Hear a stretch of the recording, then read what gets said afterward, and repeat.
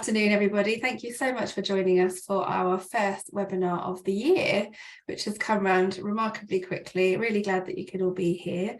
I will hand over very shortly to our presenters to take you through the content. But first of all, just wanted to cover off some really quick housekeeping before we get started.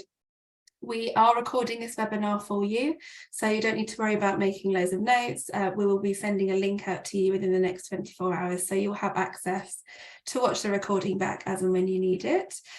We have muted all microphones and turned all cameras off for all attendees, but if you want to ask questions at any point, you can do so using the toolbar through the question and answer function. We do have 30 minutes of content, definitely, but we will stay on afterwards to answer any questions that you may have. And we will be sharing contact details twice throughout the webinar, so you'll be able to get people's email addresses if you'd rather follow up directly with the team offline. So before I hand over to the team who will be presenting this afternoon, I just wanted to introduce the Curve Group to those of you that might not be familiar with us. So we were established in 2004. We are a leading provider of configurable recruitment and HR services, and we actually support businesses with the entire employee lifecycle, providing recruitment and HR solutions and support on an ad hoc project or a long-term outsource basis across that wheel of activity that you just saw flash before you. We are really, really proud of what it is that we deliver at the Curve Group, and I just always like to open the decks with sharing a little bit, a small selection of some of the awards and accolades that we've received over the year. So without further ado, like I say, I'm going to dive straight in because we've definitely got plenty of content to fill the 30 minutes this morning. But my name is Sam Peasy. I'm here to host you. If you've got any questions, do please pop them into the question and answer box and I'll keep an eye on those. My wonderful colleagues Kelly, York and Lauren Delson will be presenting this morning. Kelly is our Chief Operating Officer and Lauren Delson is one of our Head of Outsource Solutions. Over to you. Perfect. So I wanted to keep today simple and split our session into two key areas. So these are the areas that I would work through with customers who are essentially trying to decide if outsourcing recruitment is right for them or not. I'm a firm believer if a business is deciding to outsource, there needs to be an understanding of what the RPO solution really is, and often people's perception of an RPO can be slightly different to what it looks like in reality. And the business, whoever you are, and the RPO provider really needs to be aligned on this. It's the starting point for a very successful relationship if you are. So today I'm going to start with introducing RPO. So this will include things like the key drivers, why do people outsource, what is an RPO, what a solution should be, what the interventions the provider will give for you, what a team structure is, and then of course kind of a typical how things are priced essentially, and give you some context around that. We'll then move on to the second part, which is all about creating an RPO solution that is fit for your business. And this is where the hard work really does start. And actually, this is often the bit where people miss in terms of trying to get this solutioned and working. And actually, it's the bit where you should spend the time. So we've got loads of top tips for you, lots of things in terms of questions that you should be asking yourself while defining that scope of what your RPO wants to be. So we'll cover things like how to get the information that you need, preparing ahead of implementation, choosing the right partner, how to configure, and honestly a few of my top tips of success because I've been through quite a lot of these processes with people, so I think it's just good to kind of share. So introducing an RPO. So essentially there are 5 key things to consider when you are thinking about outsourcing recruitment. So there is upfront work needed, and don't be frightened by that. It is actually very beneficial in the long term. But if you decide if your outsourcing is the right channel for you, what I'm trying to do through the step for you is demystify some of that. And hopefully by the end of it, you'll have a broad overview of what that looks like. And indeed, we might have some follow-up questions that, of course, we can answer for you. So point number 1. It's identifying what your primary drivers are. So why are you even thinking about outsourcing? What are the pain points currently? Thinking about whether it's a short-term kind of fix you're trying to make, or actually if this really has been a long-term issue that you need to change. So this bit's really important. Off the back of that, you then formulate your objectives. So what are you trying to achieve from outsourcing recruitment? How are you going to measure success? And actually those 2 questions are really key, and I will come on to later in terms of how you answer them. Then it's building the business case. So this is the bit where the work really does need some kind of input. So do you have the data that you need? Often the answer to that is no.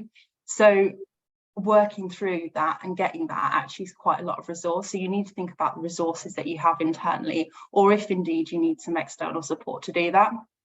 Who will you need to sign it off? So who are you trying to kind of engage within your own business to get it to a point where you can get a business case signed off? And actually, how are you going to demonstrate your expertise in terms of showing that you've explored all channels and this is the right one for you? You've got to showcase your thought process around it, and that's really critical to getting the right sign off that you need in the business. Then it's all about the solution. So what is the solution? What do you actually want? So I'm going to come on to how you scope that later, because I've got some kind of good ideas around how you do that, and thinking about what you need to consider before you even engage this process. You also, again, don't need to do that alone. You can engage potential partners who should work with you to consult on this stuff, but don't go to market until in your own head you've got an understanding of what you're looking for. And then the procurement process. So I've got a few kind of observations around this after going through many of these procurement processes myself. And actually, protracted procurement processes do not work. They don't get you the best partner. They often focus on the wrong things. They're extremely time consuming for all parties, so you lose that momentum and interest. And actually, you need to think about what you want to get from it and what are you trying to achieve from this process. So would a simple kind of price market test work for you? What does it mean in terms of partnership and what you're trying to achieve? We've had many of these processes in the past, and I've been to bid on these. They've gone to another provider because it's a price play model. And 12 months later, they've come back to say, can you please take it on because it hasn't worked? So I think just defining what you're looking for in that is really key. And then we've got, why do businesses outsource? I mean, we created this slide, and actually there's probably 101 different things, but what we've tried to distill is the key ones that we hear about most. So the big one is always saving money. So a lot of people come to us initially because the cost is out of control. They've got hidden costs in the businesses, they've got contractor and tech spend they didn't know about. So reducing overheads and fixed cost is obviously a good way to do that through an RPO. It allows you to budget better because you've got a reduction on external agency usage. And then obviously you are provided with better rates through your RPO. It allows you to budget accordingly. Freeing up time. So the biggest thing in business that people do not have is time, and actually allowing your HR functions to focus on more strategic activities, or your line managers who are often very business critical, letting them do what they need to do and actually really only honing in on the bit of the process for them that's important, which is the interview and selling the business. Giving them more time is good for businesses, and that's why people outsource. We look at improved experience. So it's all around how that partner can focus on making the hiring managers' lives better and prospective candidates' lives better in terms of improving their own experience through the recruitment process. And then right first time hiring. An RPO partner's primary core business is finding people to give to people, and therefore they have time to invest in making sure they focus on getting the hiring right first time. It contributes to making sure they secure their fees, people are passing probation more. It focuses on things like improving time to offer and acceptance rates, and therefore attrition. So let the professionals do it because it is their core business. Okay, and then moving on to agency compliance. So this saves a huge amount of time and man hours, as your partner supplier will not only screen and negotiate the best rates with an agreed amount of agencies to support with recruitment, but they also handle the onboarding and terms of business to ensure that they are fully compliant and working against set SLAs and KPIs. Then there's access to new talent pools. Working with a market leader will unlock access to the best talent in the market. It will give you a gateway to a variety of different job boards and attraction tools. As I'm sure you're all aware, diversity is a hot topic at present, and bringing on board trusted and professional recruitment outsource providers will also bring new innovative ways of recruiting in this space. Then full visibility of control. The luxury of outsourcing gives transparency around full recruitment spend and provides you with data required to be able to measure success and analyse any future improvements. And business partnership. This is a key driver to outsource recruitment, as it underpins the service delivery from all aspects. Your business partner should represent both parties in equal measures. They will know your business inside out and perfectly, which will then in turn allow them to drive continuous improvement and identify value add initiatives on particular projects to achieve your long-term goals, essentially. The other big thing that outsourcing provides, whatever you're outsourcing, is flexibility and scalability. So we all know businesses have peaks in demand. So in this particular instance, hiring, the RPO will have a peripheral team that they can draw on to deal with your peaks in demand.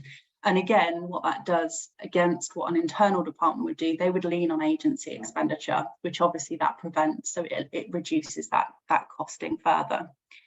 In terms of recruitment technology, depending on the size and scale of organisation that you are, some of you will already have an applicant tracking system, some of you won't.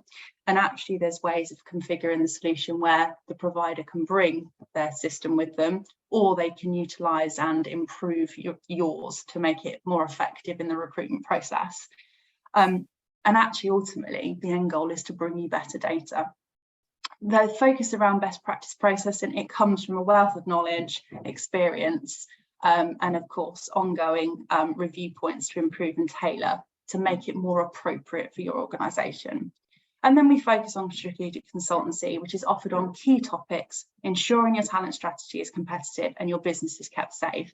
And my key note around this one is when you are configuring your solution and your scope of your solution, you really should be asking those questions in terms of what the value add piece is and how you're going to kind of achieve what you're going to achieve with the partnership.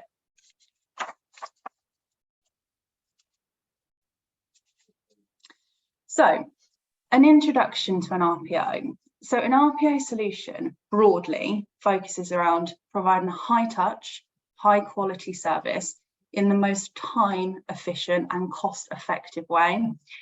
The service should be essentially set up to complement your HR strategy, and it should effectively deliver in two areas: recruitment, so the core delivery of recruitment, and then the talent management strategy and planning and execution.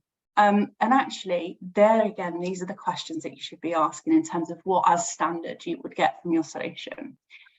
Broadly, an RPO is when a business engages an external provider to manage recruitment on their behalf for the entire business or a specific department, and that is an RPO in theory. But actually what it should include is solutions which include total management of the entire end-to-end recruitment process, and it should include that for all scopes of hiring. So you'll see at the top whether that be permanent hiring, fixed term hiring, day rate contractor hiring, or temps. The part of the scoping process is really understanding what's involved in that.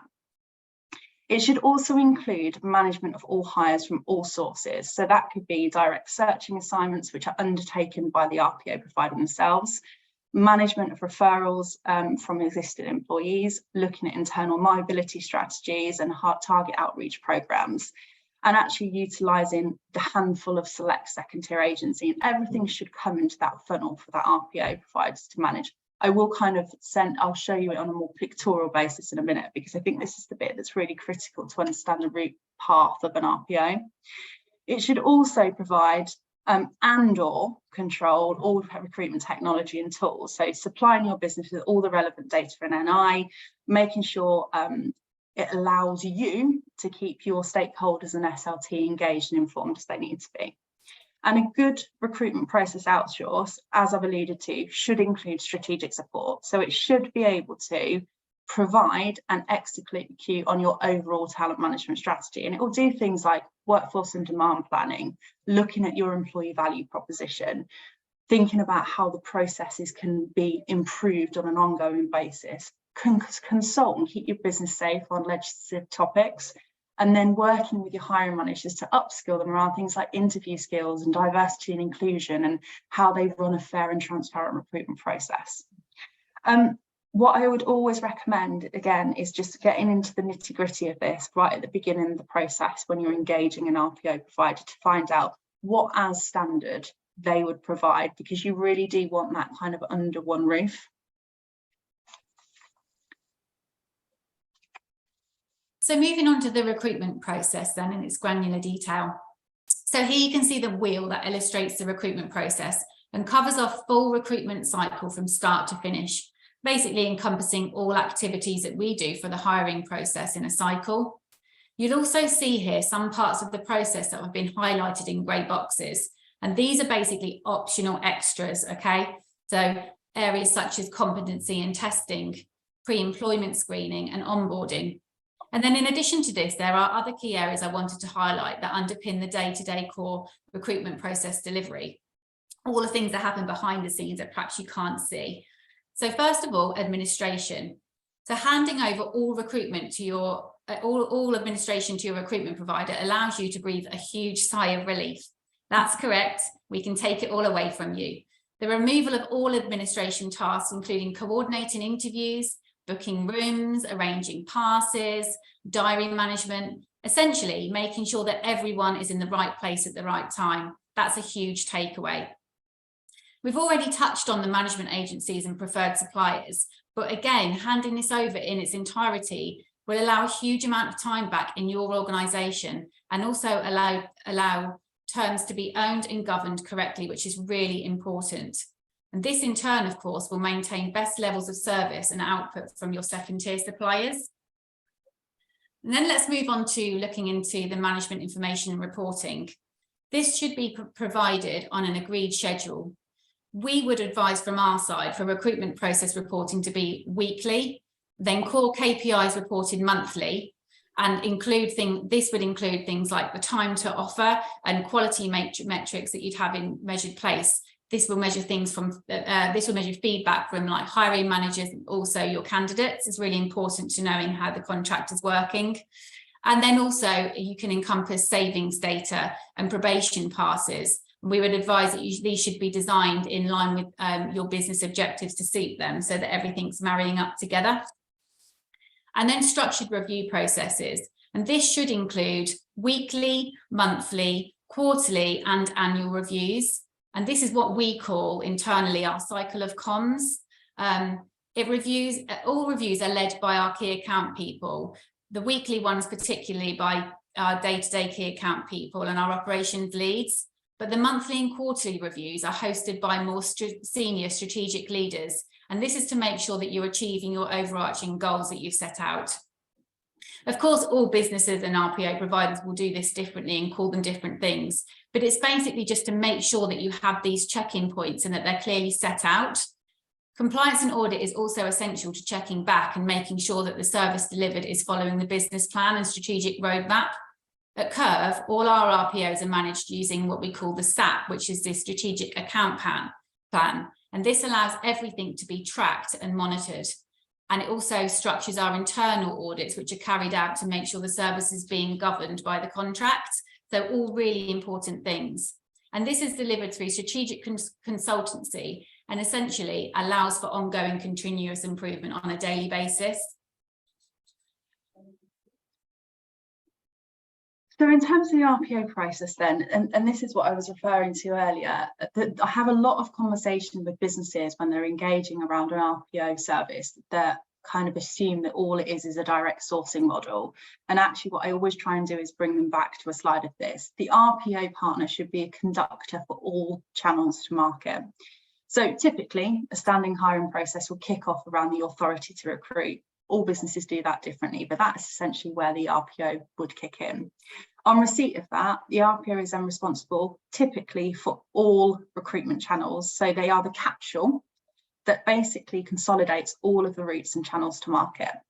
They source directly across multiple tools, so your job boards, LinkedIn, headhunt methodologies, and anything else that we can find to source candidates through. They advertise and manage your business careers site. They will handle internal advertising and mobility in line with your policy. So making sure that each candidate is treated fairly, there's a feedback process and all of those good things. They will then manage and promote your internal referral scheme, again, to try and keep that cost low for you. So you're kind of fueling your own talent pools at the same time. And then they will procure, instruct and manage agency PSLs. So making sure they've got that niche and specialist skill set covered. The RPO provider is essentially responsible for governing the process, giving the consistency to the process and ensuring the candidate's experience is correct and on form throughout. They also ensure all candidates are fully screened and are a suitable match for your business, not just from a skill set perspective, but very much focused around a cultural fit. And that's often what you don't get when you use multiple different PSL agencies.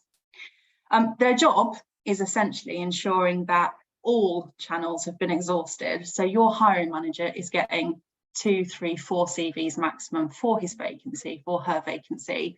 And they are the best person in the market, so it prevents all of this screening activity that often businesses get wrapped up in. Once the candidate's right, we will obviously work through, handle all offers, negotiate with any candidates that are in a position to move forward, and also go back to all unsuccessful adverts, candidates that have been in process, because ultimately protecting your brand in the market is a priority of any RPO provider. One of the final things to think about is there's a decision that you would make, and this again feeds into your scoping, is when defining your scope, where do you want the RPO to stop? So they stop sometimes at offer, others go through to manage kind of vetting and onboarding administration as well. I guess the one thing to think about is you keep it in-house. There's a lot of focus and consideration around how the handoffs in the process work between the internal and the RPO team. So it's just one to think about.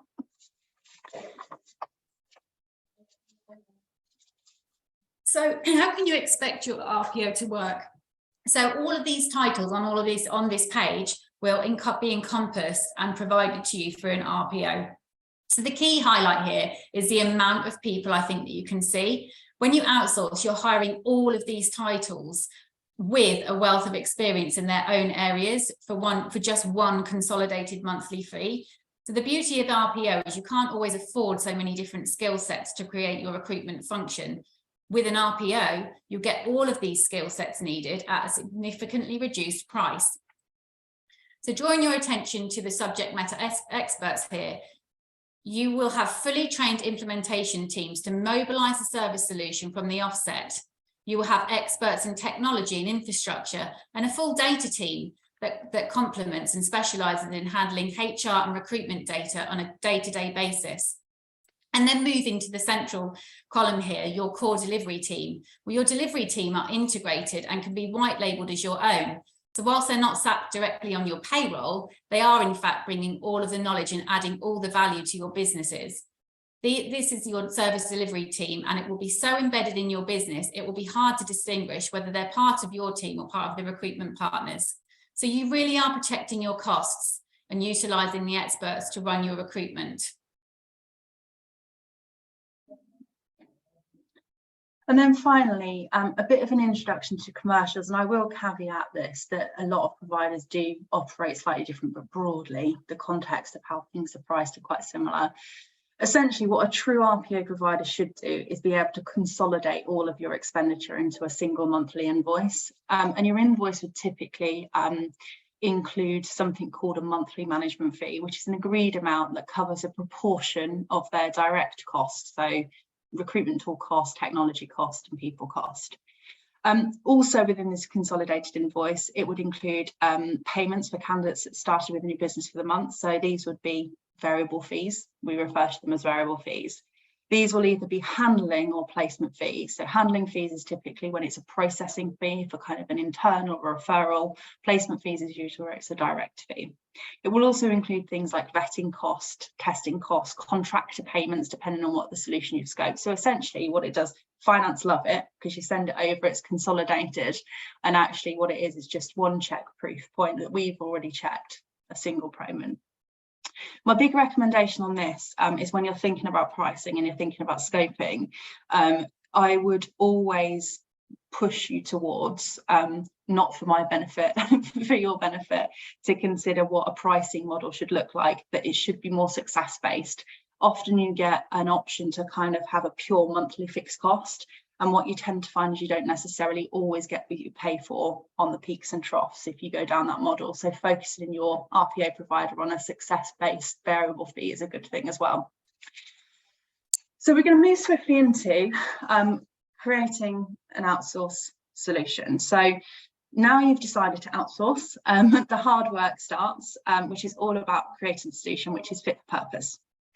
So When when you're starting the process and creating a solution, it's quite a good idea to engage a professional in this space. But I wanted to kind of give you a bit of context of how I would start that out. So essentially, I would always start with asking these 4 quite key questions. What they do is they help to start you planning and thinking about what your outsource needs to look like. How are you going to sell it to the business, and how are you going to get the support in the process around the activities that you need and things that you need to think in terms of implementation. And if I was starting this process with you, I would typically spend a day working through things that will help provoke thoughts, because it's all about kind of getting what's in your head out so you can create a scope. So I would start with why.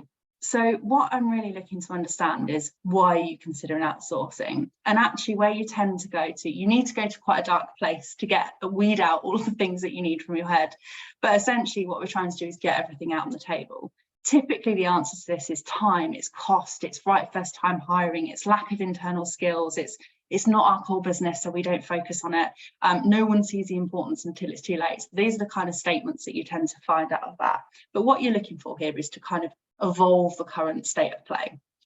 Then you look at objectives. So what are your future talent management objectives? And these are things like, I want improved data, I want a speedier hiring process, I want a hiring manager community that are kind of brought into the hiring process and competent. So you start kind of really understanding what a business is looking for.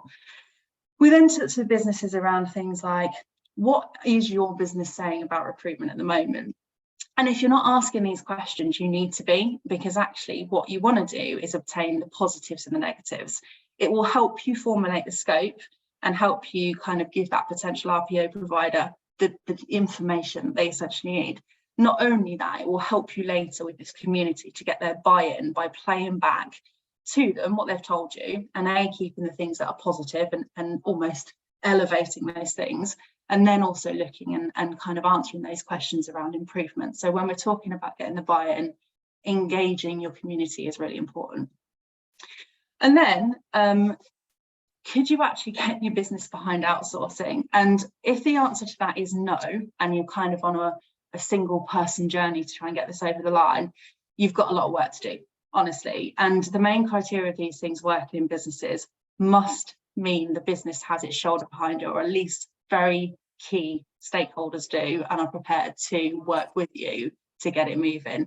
Where I see these things fail is either where there's been a change in stakeholder of someone that's brought it in because that person didn't choose it, or there's got an SLT that are not engaged, and actually getting that engagement piece up front is really critical.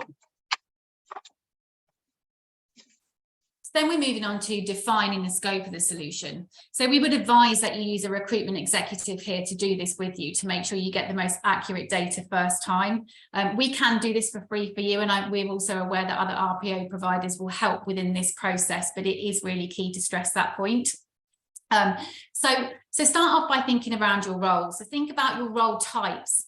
Are they full scope from full early careers straight through to your exec hires? And then think about splitting out your particular banding so you can get accuracy there.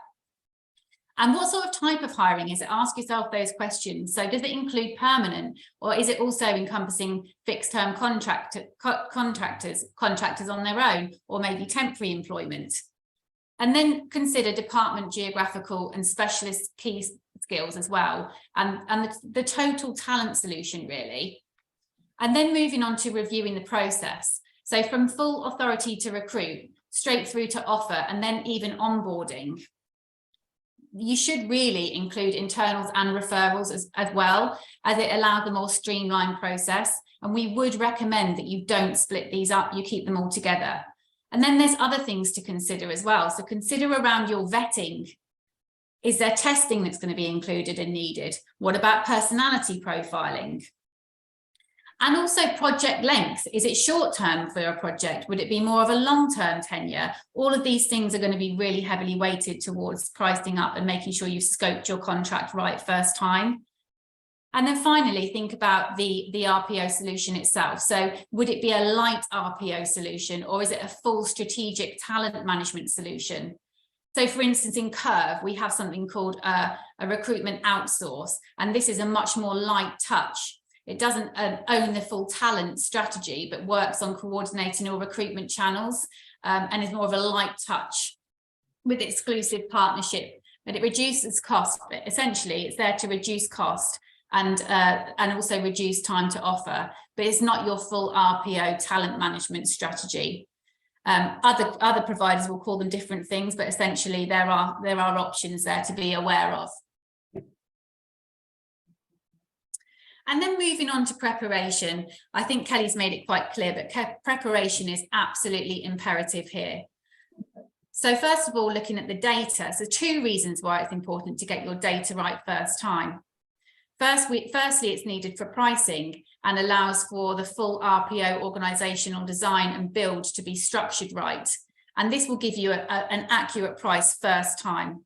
And therefore you won't be given any surprises later, which nobody would like. And also it provides a line in the sand, essentially, to measure from where you are now. And then when you get to certain milestones and mile points in the contract with your partners, you've got something measurable to go against. Then think about your TUPE considerations. So here, think about the people that you've already got in your team that may be impacted, and provide this information up front. Again, it will really help with accurate pricing. And then we're moving on to stakeholders. And I can't stress enough how important it is to make sure that key stakeholders are all on board. If they aren't, then the solution is really difficult to mobilise from our side, and it will impinge on the success of the partnership moving forward.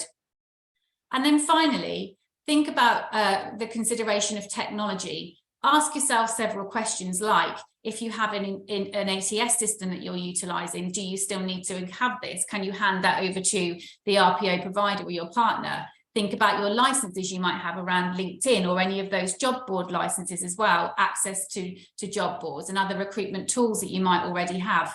It's key that you've assessed all of this before you go out to possible providers. And remember, the more information and accurate data that you can give up front, the more on point the pricing and solution will be on first draft. So a couple of slides now really about the RPO provider, and I think this really feeds into the measurements of the contract. So you know you've chosen the right partner after a few months if these things are kind of moving through. So you've got consolidated and transparent data, so it's being reported on a thoroughly monthly, weekly, quarterly pack via your provider. So no matter the channel of recruitment, you've got an oversight and a view of everything. The time to offer is starting to come down, so it's meaning you're getting talent into your business quicker. There's not as many gaps post notice period, and your RPO provider is working closely with hiring managers to start really encouraging things like workforce and demand planning. This can also be supported, which you start really seeing kicking up within the first 3-6 months of a solution. The processes are starting to kick in and work, and there's active talent pooling happening. You've started to reduce reliance on agencies that you've had. So having the multiple agencies in the market isn't always great for your brand. It's also quite scrappy and can be very expensive. Your RPO provider should be looking at how they reduce this, allowing them to deliver at least 80% from a contractual perspective, either directly through referrals or internal mobility. So really keeping that agency utilisation down. People become more familiar with your brand, so they're talking positively about you. Your RPO provider should be the person that's in the market as your brand ambassador. So when a prospective candidate is actually approached, they should know A, who you are, B, what you do, and C, actually want to join your business, because there's been a lot of stuff being posted in the market that looks like great success and excitement. The hiring managers broadly are spending less time on the hiring process. So your RPO provider is finding talent right first time more quickly, meaning actually your managers are not spending all that time screening CVs and applications and interviewing lots of people that aren't actually relevant for the business, because the shortlists are on point and accurate. And actually your recruiters have started to really work with your line managers to understand what the perfect profile looks like for the business. Your attrition is starting to improve, so more candidates are passing probation, they're staying in the business beyond 12 months. They're happy in their roles because they knew what they were signing up for in the beginning, because you're having a good briefing, things are going well in the recruitment process. And then finally, the feedback's good. There's nothing more exciting when you start getting the feedback through from your hiring managers and your candidates, where you start feeling this thing really kicking up and working properly. And I guess my keynote on this really is, as you will know, these things are working, and you need to start measuring them. And actually, when you're starting to craft your contract, your SLA and KPI schedule, these are the sort of things you should be looking at: your time to offer, your quality metrics, the percentage of hiring allowed to go through agencies. So actually working with the RPO provider to craft something like that will help you then really demonstrate that success to the business. So how do you identify the right partner in the first place? And I guess the next two slides really are just kind of my cheeky thoughts, frankly, and actually giving you a bit of insight. I've been through many a process like this, and actually having that insight is really helpful when you start. So you need to know what you want. So when you start this process, you need to be able to communicate where you're at currently and what objectives you want to achieve, because actually the whole solution should be built around that. It really should be drafted to deal with immediate issues and then your objective long term. Consider a try before you buy model. Now, a lot of businesses would kill me for saying this, because actually what people want is a locked in 5-year contract. But honestly, it really is the best way to test the relationships and how it works between both businesses. So look for something that you can carve out for a prospective provider and give them 15, 20 roles to actually deal with, and see how they deliver it. Now, it's not going to be as good as when they're in an RPO relationship, because they've had all that time to implement, but you'll get an idea about the synergies, which leads me very nicely into the next point. The businesses should have shared values and alignment. They should understand you, and they should be responsive to your needs. And if you're not getting that, it probably means the synergy in the relationship isn't right. And the relationship is incredibly important. Be confident in the commercials. If it seems too cheap, it is too cheap. So it means that you've gone on a bid process, that you've gone on a price play from a procurement perspective, but actually what will happen is your structure and service will not be fit for purpose in the long run.